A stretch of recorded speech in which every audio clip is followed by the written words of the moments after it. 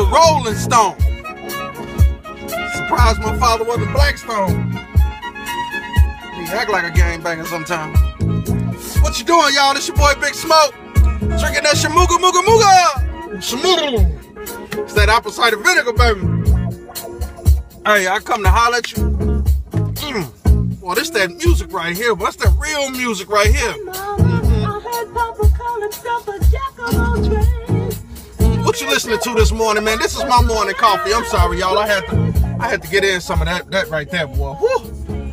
Look, I wanted to holler at you guys, man. It's real snow, a lot of snow outside today. So, wanted to holler at you guys about how Proverbs and the Bible changed my life.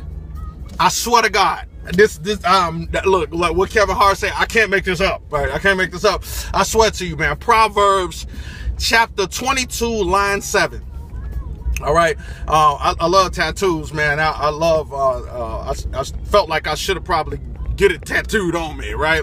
But Proverbs changed my life. When I read this in the Bible, man, and I'm not a super Christian dude like that, man, but I am a spiritual guy.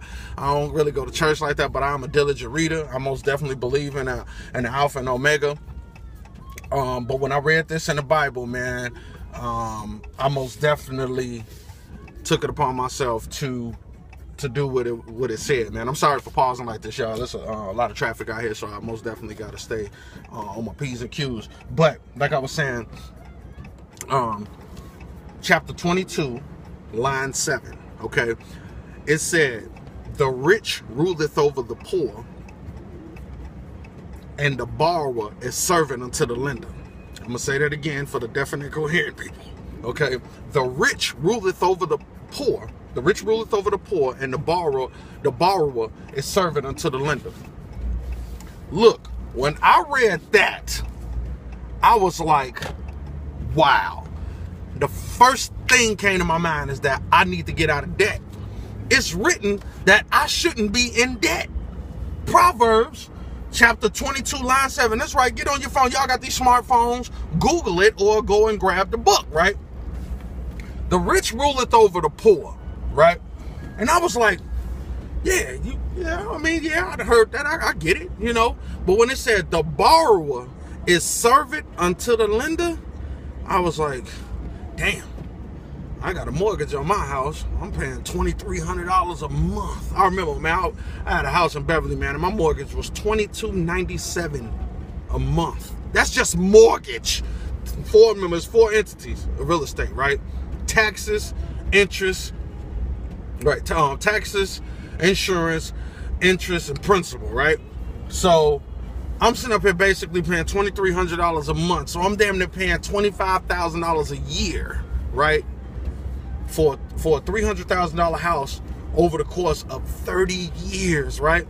I got a car note, $350 for that, insurance on that, right? So right there, I'm at damn near $3,000 a month, right? Now I had another car note, right? When the Chargers first came out, right? That was $538 a month, right? Man, I'm sitting up here like, damn, $3,600 in cars.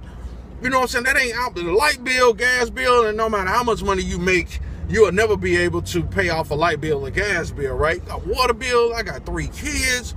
Man, when I did my food for 5 people, dude, when I did my numbers, man, I did a review of my money, my income out was damn near $5,000 a month. $5,000 a month, man. That's $60,000 a year going out. So, you know, they say slow dough is better than no dough. Well, hell, I mean, I'll break that down later on how I feel about slow dough is better than no dough. But listen, that's 60 grand, 5 times 12, right? 60,000 just going out. So I need to be at least making 100,000 or 120,000, and I was making good money. But that don't mean that I'm supposed to be giving it away. I call it the Nike swoosh. You take the money and you swoosh the shit out, you know, because nowadays you don't even touch money anymore. It's not even tangible anymore, right? They just put it in your account. You just push a button, slide a card, and that shit is gone, right?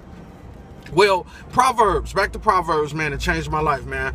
I left that house. I walked away from that house, and that same money that I was coming up with every month, I let the car go. I kept the truck, and shit. Look, I bought me a house, I bought me a house, and I paid $15,000 for the house, and I put about 15 in it. I was at 30,000, and I started recycling that money back into myself. You see what I'm saying? So now I got out of debt. So when it said Proverbs said, the rich ruleth over the poor, now I became the rich one, right? The poor was me too, though, right? Because you got a rich and a poor in you, right? Because you can be rich and make poor decisions. You could be poor and make rich decisions, hands down, right? But having all this money, they say more money, more problems. It don't have to be like that, right? But you have to be a diligent thinker. If you take out the time to have balance with debt and leverage debt, that's what it's about. When you start understanding money and having a good relationship with money, that's when you become a smart person. Okay, so the rich ruleth over the poor, and the borrower is servant unto the lender. I looked around and I said to myself, when I had all that debt, I was like, damn, I don't own shit. I don't own nothing. Like, if I lose this, my career go downhill, which it did. It went downhill, but I was like, man, if it go downhill and I can't flip houses, which happened as soon as I got my mind right, how the hell I was going to be able to afford this money, man? $5,000 a month. And the thing about life is that, you remember the movie Titanic? When the Titanic was sinking, what was the first thing that they started doing? Think about it. The first thing that they started doing when the Titanic had hit the iceberg, right? The first thing they came up with, the idea that they started doing, they started throwing shit overboard to keep the goddamn boat afloat. Right? Real shit, right? They start throwing all the heavy shit off the boat. And that's what I had to do, right? When I found out my career started sinking, I had to start throwing all that shit off the boat, man. Like, hey, that car, that Charger, that shit gotta go. That's $538. Hey, this goddamn house costing me $2,300. Shit, I can keep the house. I can afford that. But what if I bought a house and moved in it and I don't have a mortgage no more? Now I don't have to worry about that, and I can recycle that $2,300 within myself again now, right? And start buying investment property. Shit, I threw the goddamn house at it, and we can't lift no house, right? But what I did was I called the bank, right? I called the bank and I said, hey, look, this is what I want to do, man. I want to do what you call a deed in lieu, right? A deed in lieu is when you call the bank and you tell them, hey, look, I want to sign over my 50% ownership to the property over to you for a certain amount of money. You give me some cash, and I'll give you my the money you're going to spend trying to get me out of here and wait all this damn time and shit, and you using your house attorneys and shit. Let me just look, give me some money. Give me $15,000, $20,000. So that's what happened. So they ended up giving me a nice amount of money, about 20 grand, basically. 2 checks. It was 2 checks, 10,000 a piece. And I left. So I want to double salute Proverbs, man. I mean, God left a hell of a word behind, man. Proverbs chapter 22, line 7, man. If you are really on that path of getting out of debt, don't get me wrong, you can't totally get out of debt. You can't ever pay off a water bill. You can't ever pay off a light bill. You just can't. These are bills, life insurance and stuff like that. Bills, you're going to have some bills. It is what it is. But I'm talking about debt that you can control, that you don't have to be in.